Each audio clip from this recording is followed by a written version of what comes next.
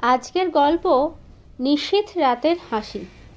বিন্দু যেন বিদ্যুৎ বেগে এতটা পথ চলে এসেছে। এখন ট্রেনের কামরায় বসে ভাবতে ভাবতে ওরই অবাক লাগছে। শনিবার কলেজে মাত্র 2 ঘন্টার ক্লাস ছিল। ছুটতে ছুটতে ফিরে এসেছে মেসে। আগের থেকে ম্যাটেনি শোর টিকিট কাটা ছিল। ওথেলো দেখবার একটি সুপরিকল্পিত আয়োজন ছিল বন্ধুদের সঙ্গে। সন্ধ্যাবেলায় ছিল কলেজে প্রীতি সম্মেলন, কিন্তু কোনো কিছুতে যোগ দেওয়া ওর কপালে নেই।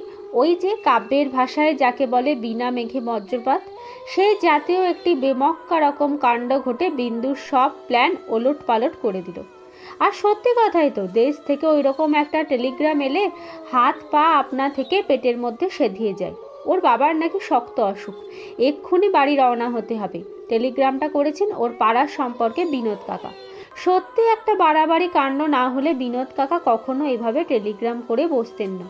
এই তো সেবার ওর মার সাংঘাতিক বসন্ত হয়েছিল, তবুও তিনি বিন্দুকে খবর দিতে দেননি। পাড়ার ছেলেরা পালা করে দেখাশোনা করেছে। বিনোদ কাকা নিজের সব সময় খবরাখবর নিয়েছেন। ডাক্তার কাকা ওষুধ আনার ব্যবস্থা করেছেন। প্রয়োজন মতো রাত জেগেছেন, তবুও ওর পাড়ার ক্ষতি হবে বলে কাউকে খবর দিতে দেননি। কলেজের ছুটি হলে বাড়ি গিয়ে মাকে দেখে আঁতকে উঠেছিল। সমস্ত মুখে একেবারে বিশ্রী রকম বসন্তের দাগ হয়েছে। তার মায়ের অমন সুন্দর দুধে আলতা রং, তা যেন জ্বলে কালো হয়ে গিয়েছে। এই বয়সেও বিন্দু মায়ের বুকে মুখ লুকিয়ে কান্না চেপে রাখতে পারেনি। মা ওর চুলে আঙুল চালিয়ে ঠান্ডা করে বলেছিলেন, দূর পাগলা, বুড়ো ছেলে বুঝে এমনি কাঁদে। আমি যদি তোর মেয়ে হতাম তো ভাবনার কারণ ছিল। এই বিচ্ছিরি মেয়েকে কিছুতেই বিয়ে দিতে পারতিস নি, সারা জীবন গলায় ঝুলিয়ে নিয়ে বেড়াতে হতো।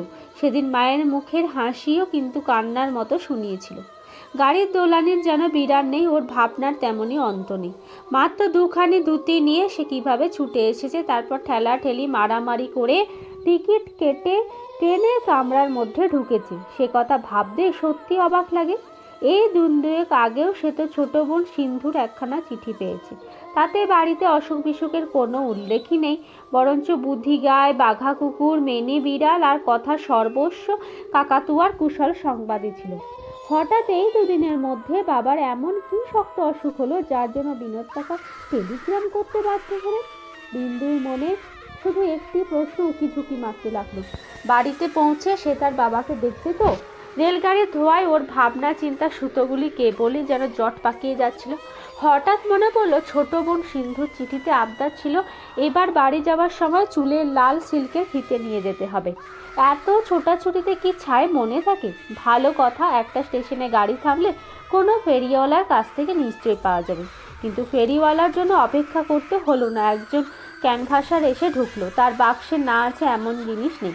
দুটি জিনিস বিন্দু বেছে নিল, সিন্ধুর জন্য লাল সিল্কের ফিতে আর বৌদির জন্য একটি লাল তরল আলতা। ওর এক বৌদি এখন ওদের বাড়িতেই আছেন, তার জন্য কিছু হাতে করে না নিলে সত্যিই খারাপ দেখাবে। ক্রমে রাত গভীর হয়, গাড়ির যাত্রীও একে একে কমতে থাকে। যাদের বাড়ি কলকাতার কাছে তারা সত্যিই ভাগ্যবান। এতক্ষণ অনেকে গিয়ে বাড়ি পৌঁছে গেছে, মায়ের হাতের রান্না গরম মাছের ঝোল ভাত নিয়ে খাচ্ছে সঙ্গে সঙ্গে। বিন্দুর খিদে পেয়েছে, কিন্তু খেতে কিছু ইচ্ছা করছে না। পেছন দিকে হেলান দিয়ে চোখ বুজেছে বিন্দু। গাড়ির ঝাঁকুনিতে মাথাটা ঘড়ির পেন্ডুলামের মতো দুলছে। কামরার ভেতর লোকের কথার কচকচানি বন্ধ হয়ে গেছে। 2-3 জন লোক যারা দূরে দূরে বসে আছে তাদেরও চোখ ঢুলে এসেছে। হঠাৎ কানেরও কাছে কে ফিসফিস করে বলল, আমাদের দেখতে আসছিস খোকা? আমরাও যে তোর জন্য পথ চেয়ে বসে আছি। চমকে উঠল বিন্দু। ঠিক ওর মায়ের গলা। মা ওকে খোকা বলে ডাকে না? ও কিছু নয়, হয়তো নিজের অজান্তে মা বাবার কথা বেশি করে ভাবছে, তাই ওই রকম কিছু শুনে থাকবে। আর একটা স্টেশনে গাড়ি থামতে খাবারগুলো এলো খাবার বেচতে, কিন্তু কিছু মুখে নিতে মন চায় না। যদিও অনেক রাতে গাড়ি পৌঁছাবে ওদের স্টেশনে, তবু কি জানি কেন বিন্দু পেটের খিদেকে মোটেই আমল দিল না। দুপাশে শুধু রাশি রাশি অন্ধকার, কোথাও জোনাকির ঝাঁক, নাম না জানা একটা পাখির আওয়াজ, ট্রেনের বাসি ধোঁয়ার একটা উৎকট গন্ধ। এরই ভেতর দিয়ে কখনো ঘুমিয়ে কখনো তন্দ্রাচ্ছন্নভাবে বিন্দু বাকি সময়টা কাটিয়ে দিল। গাড়ি যখন ওদের স্টেশনে গিয়ে পৌঁছালো তখন ঠিক রাত 2টো। এরপর আছে ক্ষেতের আল ধরে মাইল খানেক হাঁটা পথ। দ্বাদশীর চাঁদ মাথার ওপর, পুরো জ্যোৎস্না নয় অথচ বেশ আবছা আবছা ভাব। সেই চাঁদও আবার মাঝে মাঝে হালকা মেঘের সঙ্গে লুকোচুরি খেলছে। মনে হচ্ছে ওই আধখানা চাঁদ কখনো ঘোমটা পড়ছে, আবার কখনো ওড়না সরিয়ে নিচ্ছে। কুয়াশা নয়, অথচ কেমন যেন একটা ঘোলাটে ভাব সারা মাঠখানা জুড়ে। তাড়াতাড়ি যেতে পারবে মনে করে বিন্দু মাঝামাঝি ধরে একটা পায়ে চলা পথ দিয়ে এগিয়ে চলল। কিছুদিন চলবার পর মনে হলো কে যেন পেছন পেছন আসছে। তার পায়ের অস্পষ্ট আওয়াজ শোনা যাচ্ছে কিনা জোর করে বলা যায় না, কিন্তু বেশ অনুভব করা যায় যে একটি লোক তাকে অনুসরণ করে এগিয়ে আসছে। দৃষ্টিটা ঠিক ওর পিঠের উপর। ও যদি হঠাৎ থেমে যায়, তার পেছনকার লোকটিও দাঁড়িয়ে পড়ে, কিন্তু তাকালে পরে চোখে পড়ে না। বিন্দু বেশ বুঝতে পারলে যে এত রাতে একা একা পথ চলছে বলেই ওর মনে ভয় বাসা বেঁধেছে। ভয়কে তাড়াবার ওষুধও বিন্দুর জানাচ্ছে। সে বিকট গলা ছেড়ে গান ধরলে। সুকণ্ঠ বলে বিন্দুর খানিকটা সুনাম ছিল, কিন্তু আজ একই কাণ্ড ঘটছে। গলাটা মাঝে মাঝে বন্ধ হয়ে আসছে কেন, মনে হচ্ছে বেশ খানিকটা শ্লেষ্মা জমেছে কণ্ঠনালীর ভেতরে, কিছুতেই সেটাকে দূর করা যাচ্ছে না। গলা খুলে গান গাইতে পারলে আর ভয়টা কোথায়, কিন্তু কিছুতেই সেই গলাটা আগেকার মতো হালকা করতে পারছে না। যাই হোক, থামা আর চলা, গান গাওয়ার কান পেতে কিছু শোনায়। এইভাবে মাঠটাকে পেরোনো গেল। ওই তো সামনে গাঙ্গুলিদের নাট মন্দির আর ধানের গোলা, ওরই পাশ দিয়ে গ্রামে ঢুকতে হবে। সেখান থেকে ওদের বাড়ি আর বেশি দূরের পথ নয়, একেবারে চেনা অঞ্চলে এসে পড়েছে। তাই ওর গলার গুনগুনানি বন্ধ করে দিল বিন্দু। ওই তো ওদের বাড়ি দেখা যাচ্ছে। বাড়ির ঠিক সামনেই সদর রাস্তার ওপর সেই প্রকাণ্ড তেঁতুল গাছটি, কিন্তু একে গুমোট পড়েছে আজ, গাছের পাতাতে অবধি নড়ছে না। তাহলে এইবার পথের শেষ। আগ্রহ আর উৎকণ্ঠা নিয়ে এগিয়ে যায় সে, কিন্তু একই কাণ্ড, তেঁতুল গাছটার নিচে, ঠিক নিচে যেখানে ছায়াটি বেশ ঘন হয়ে জমাট বেঁধেছে, সেইখানে দাঁড়িয়ে আছেন ওর বাবা, হাতে সেই বাঁধানা লাঠিটা। ওরই ওপর দেহের ভর রেখে ওর বাবা একদৃষ্টে তারই দিকে তাকিয়েছেন। ভারী অবাক হয়ে গেল বিন্দু। ছুটে গেল ওর কাছে, বললে, আপনি এত রাত্রিরে এখানে দাঁড়িয়ে কেন? আপনার অসুখের টেলিগ্রাম পেয়েই তো আমি ছুটতে এসেছি। ক্ষীণ কণ্ঠে বিন্দুর বাবা বলেন, তা জানি বাবা, বিনোদের যেমন কাণ্ড, সামান্য কি একটু অসুখ করেছে আর অমনি তোর বিনোদ কাকায় এক টেলিগ্রাম করে বসলো। আমরা সবাই ভেবে বাঁচি না, আজই যে তুই ছুটতে ছুটতে আসছিস সে তো জানা কথায়। সেই সন্ধ্যে থেকে তোর মার মুখে আর অন্য কোনো কথা নেই। খোকা নিশ্চয়ই আসছে আজ আমাদের দেখতে, তাই তো আগ বাড়িয়ে তোকে নিতে এসেছি। ওর বাবার কথা শুনে ভারী রাগ করলো বিন্দু। উত্তর দিলে, আপনারও তো কম বাড়াবাড়ি নয়। আমি আসছি তাই বলে আপনি এত রাত্রিরে অন্ধকারে বাড়ি থেকে বেরিয়ে এসেছেন? অসুস্থ শরীর, একটা লণ্ঠনও তো হাতে করে আনতে হয়। না না, আবার লণ্ঠন কিসের জন্য? এই তো দিব্যি আবছা চাঁদের আলো, পথ চলতে কোনো অসুবিধেই হয় না। বিন্দু ব্যস্ত হয়ে বলল, না না, এত রাত্রিরে আপনার ঘরের বাইরে বার হওয়া একদম উচিত হয়নি। চলুন, আপনাকে আমি ধরে নিয়ে যাচ্ছি। বাবা আঁতকে উঠে বললেন, না না, আমায় ধরে নিয়ে যেতে হবে না। বাতের ব্যথায় এমন কষ্ট পাচ্ছি বাবা যে কেউ গায়ে আঙুল ঠেকালেও মনে হয় হাড়গুলো কনকন করে উঠল। চল, তোর মা ভারী ব্যস্ত হয়ে আছে। আমি আমার লাঠি নিয়ে ঠকঠক করতে করতে দিব্যি যেতে পারবো। মাকে দেখবার জন্য বিন্দু ছুটে বাড়ির ভেতর চলে গেল। যাক, যার অসুখের কথা শুনে ভাবনার অন্ত ছিল না, তার সঙ্গে তো আগেই দেখা হয়ে গেল। মা ওরই অপেক্ষায় শোবার ঘরের দাওয়ায় বসেছেন। বললেন, বসবি আয়। রাস্তায় কোনো কষ্ট হয়নি তো? না না, কষ্ট আর কি, টেলিগ্রাম পেয়ে তাড়াতাড়ি ছুটে আসতে হলো, তাই তোমার শাড়ি আনতে পারিনি। তাতে আর কি হয়েছে, এখন আর আমার শাড়ির দরকার নেই। আমার গয়নাগুলি একটা ন্যাকড়ার পুঁটলিতে বেঁধে চালের জালার মধ্যে গুঁজে রেখে দিয়েছি, কলকাতায় নিয়ে যাস। আমার বৌমা এলে তার হাতে দিস। বিন্দু বিরক্ত হয়ে উত্তর দিল, কি আজে বাজে কথা বলছো মা? তোমার গয়না আমি কলকাতায় নিয়ে যাব কেন? কিন্তু আমার যে ভয়ানক খিদে পেয়েছে, ঘরে কিছু নেই, চিড়ে মুরকি নারকেল নাড়ু। মা খুশি হয়ে বললেন, খাবি? তাই বল না, তুই যা যা ভালোবাসিস দেবো। ও বৌমা, ওই দাওয়াতে বিন্দের একটা ঠাঁই করে দাও। বিন্দু শুধু, কেন মা, ঘরের ভিতরে গিয়ে খাবো না? বৌদি সিন্ধু পোড়ার মুখে কোথায় গেল?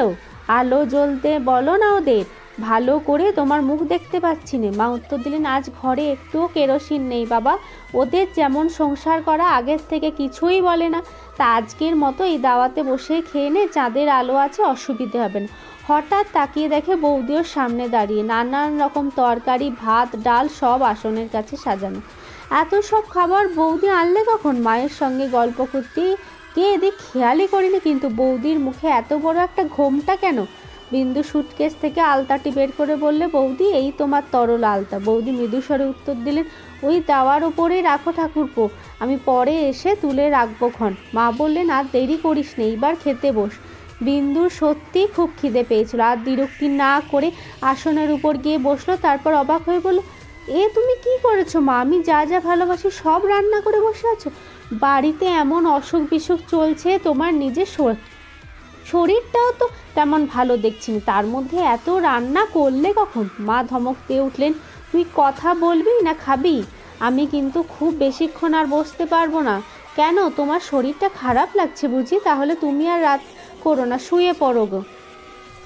ওর বাবার খক খক কাশি পেছনে শোনা গেল। তাকিয়ে দেখলে তিনিও দাওয়ার উপর এসে বসেছেন। বিন্দু বললে, আপনি শুয়ে পড়ুন বাবা, আবার রাত জেগে অসুখ বেড়ে যাবে। না না, তোর সঙ্গে জরুরি একটা কথা রয়েছে, হাঁপাতে হাঁপাতে ওর বাবা উত্তর দিলেন। বিন্দু বিরক্ত হয়ে উত্তর দিলে, কথা তো আর পালিয়ে যাচ্ছে না বাবা, কাল সকালে ধীরে সুস্থে শোনা যাবে।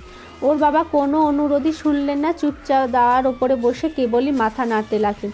বিন্দু বুঝলে তার খাওয়া শেষ না হলে কেউ নড়ছে না, তাই তাড়াতাড়ি ভাত ভেঙে নিলে। তারপর বললে, সত্যি তুমি কি কাণ্ড করেছো বলো তো মা? আমি তরকারি, এঁচোড়ের ডালনা, আমাদের পুকুরের মাছ বুঝি, ঘরে পাতা দই, পায়েস, তোমার হাতের তৈরি ছানার সন্দেশ, তুমি কি শেষ খাওয়া খাওয়াচ্ছ নাকি আমাকে? মা বলে উঠলেন, ষাট ষাট, ও কথা বলতে নেই। ওদিকে বাবাও যেন অধৈর্য হয়ে উঠেছেন। আমার কথাগুলি আগে মন দিয়ে শোন। ও পাড়ার শিকদার বাড়ির ত্রৈলোক্য দিন 15 আগে 100-5 টাকা ধার নিয়েছে, কোনো লেখাপড়া নেই। ওর বাবার সাথে হঠাৎ আটকা পড়ে গিয়েছিল, সিন্দুক থেকে টাকাটা বের করে দিলাম, খেয়াল রাখিস, ভুলে যাস না যেন। হেসে উঠে বিন্দু জবাব দিল, ওসব টাকা করে আপনি খেয়াল রাখুন গে, আমি কোনো দিন খেয়াল রেখেছি না আমাকে কোনো খেয়াল রাখতে বলেছেন? না রে না, অমন করে কথাটা উড়িয়ে দিস নে, পরে বুঝতে পারবি সব। এমন সময় সিন্ধু সেখানে এসে হাজির হলো, কিন্তু ওকে ঘরের ভেতর থেকে কিংবা দাওয়া ধরে আসতে দেখলো না তো বিন্দু। ও যেন একেবারে মাটি ফুঁড়ে বেরোলো। সবই যেন আজ অদ্ভুত লাগছে বিন্দু। মা বাবার কথা, বৌদির ব্যবহার, সিন্ধুর কাণ্ড, এই কটা দিনে কি সবাই বদলে গেল? বিন্দু বললে, সিন্ধু, আমাদের বাগানে যে গন্ধ লেবু গাছ আছে, একটা লেবু নিয়ে আয় না, ডাল দিয়ে খায়। কথা বলার সঙ্গে সঙ্গে সিন্ধু হাতের মুঠোর ভেতর থেকে 2 টুকরো লেবু বের করে ওর পাতে দিলে।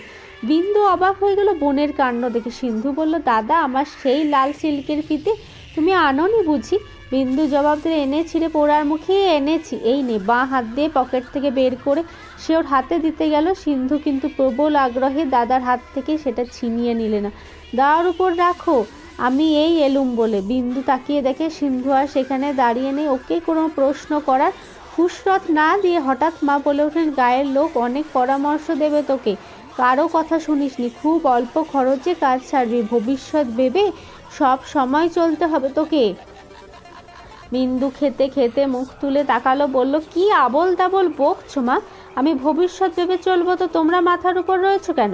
বাবা একটা দীর্ঘ নিঃশ্বাস ছেড়ে ফোড়ন কাটলেন। আর বাবা, কবে আছি কবে নেই, সেই জন্যেই তো গোটা কয়েক কথা বলে যেতে চায় সময় থাকতে। ওই যে নন্দীরা রয়েছে আমাদের আমবাগানের পশ্চিমে, ওদের ইচ্ছে আমাদের আমবাগানটাকে হাত করবার। অনেক লোকও দেখাবে তোকে, কিন্তু রাজি হোস নে খোকা। এই বাগান তোর ঠাকুরদা নিজে হাতে তৈরি করে গেছেন। আমি ছেলেবেলায় ওখানে আম কুড়িয়েছি, তুই কুড়িয়েছিস, আবার তোর ছেলে মেয়েরাও কুড়াবে। মা বললেন, আর দেখ, আমার যে দেখুন হাসি সই আসে, তার মেয়েকে বিয়ে করবি। আমি এতদিন কাউকে বলিনি, কিন্তু তাকে যে কথা দেওয়া আছে, তুই মায়ের শেষ কথা রাখবি তো খোকা? বাবা বললেন, খুব বেশি তো সময় হাতে নেই বাবা, সব চাইতে যে দরকারি কথা সেইটা আগে বলে নি। আমাদের যে তুলসী মঞ্চ, তার তলায় আছে 2টি পেতলের ঘড়া, একেবারে মোহরে ভর্তি। বংশ পরম্পরায় এ আমাদের সম্পত্তি, কাকপক্ষীতেও কেউ জানে না। আজ তোকে বলে গেলাম, মা বাবার কাছ থেকে এই জাতীয় বৈষয়িক কথা বিন্দু কখনো শোনেনি, তাই সে ভারী হকচকিয়ে গেল। ঘরের আশেপাশে কীরকম ছমছমে ভাব, মনে হচ্ছে আরও যেন অনেকে আছে, তারা সব ফিস ফিস করে কথা বলছে। একটা কালো বাদুড় বিন্দুর মাথার উপর দিয়ে উড়ে গেল। হঠাৎ গোয়াল ঘরের পিছনে একটা বেড়াল ডেকে উঠল, ম্যাও। বিন্দু এতক্ষণ লক্ষ্য করেনি, উঠোনের দিকে নজর পড়তেই দেখে ওখানে এত জঞ্জাল জমে আছে কেন? কতকগুলো দড়ি, ময়লা ন্যাকড়া, কলা গাছ, শূন্য ভার, কি এসব? কতকগুলো কড়ি ছড়ানো সিঁড়ির ধারে। হঠাৎ খাওয়া বন্ধ করে গেলাস হাতে ধুয়ে নিল বিন্দু। বললে, মা বাবা, ব্যাপার কি খুলে বলো তো, তোমরা কিভাবে কথা বলছো? আমি কিচ্ছু বুঝতে পারছি না। এত ফাঁকে ফাঁকে রয়েছো কেন? এই যেন সবটাই হেঁয়ালি। এই বলে সে পকেট থেকে একটা টর্চ বের করে জ্বালতেই চারিদিক থেকে একটা বিরাট হা হা শব্দ ভেসে এলো। তাকিয়ে দেখে সে কোথায় তার মা আর কোথায় বাবা। বৌদির জন্য আনা আলতাটা গড়িয়ে পড়ছে দাওয়ায়, আর সিন্ধু সিল্কের ফিতেটা হাওয়ায় উঠছে এদিক ওদিক। সেই বুক ফাটা হাসির শব্দ তখন আশপাশ থেকে মিলিয়ে যায়নি। বিন্দু ডাকলে মা বাবা, আড়াল থেকে মায়ের গলা পাওয়া গেল, ভয় পাস না বিন্দু, ওসব কিচ্ছু নয়, এখানে আরও সব বাইরের দুষ্টু লোক আছে কিনা। এমন সময় বিনোদ কাকার হাঁক শোনা গেল, ওরে বিন্দু আমি আসছি, ভয় নেই ভয় নেই। লণ্ঠন হাতে ছুটতে ছুটতে বিনোদ কাকা এসে পাশে দাঁড়ালেন। ভয়ে আর উত্তেজনায় তিনি হাঁপাচ্ছেন। বিন্দু শুধলে, কি ব্যাপার বলো তো বিনোদ কাকা, আমি তো কিছুই বুঝতে পারছি না। মা বাবা ওকে থামিয়ে দিয়ে বিনোদ কাকা অস্ফুট কণ্ঠে বললেন, আমারই ভুল হয়েছে রে বিন্দু, আমারই স্টেশনে যাওয়া উচিত ছিল। এইবার বিন্দু তার কাকার ডান হাতখানা জড়িয়ে ধরে বুক ফাটা চিৎকার দিয়ে শুধলে, কাকা কি হয়েছে আমায় খুলে বলো। বিনোদ কাকা ধরা গলায় জবাব দিলেন, কলেরায় একদিনের মধ্যে সবাই চলে গেল রে, আমি কিচ্ছু করতে পারলাম না, কোন মুখে তোকে সে খবর দেব। মাথার ওপর সেই কালো বাদুরটা আবার ডানা ঝটপট করে উঠল। আস্তা করে কেঁদে কেঁদে ফিরছে কুকুরটা। বিন্দু সেই দাওয়ার দিকে তাকালে যেখানে তার মা বসেছিলেন, বাবা কথা কইছিলেন। তারপর হঠাৎ জ্ঞান হারিয়ে মাটিতে লুটিয়ে পড়ল। ধাক্কা লেগে বিনোদ কাকার হাতের লণ্ঠনটা পড়ে নিভে গেল। আবার সেই অন্ধকার, সঙ্গে সঙ্গে বহু কণ্ঠের সেই খিলখিল হাসি।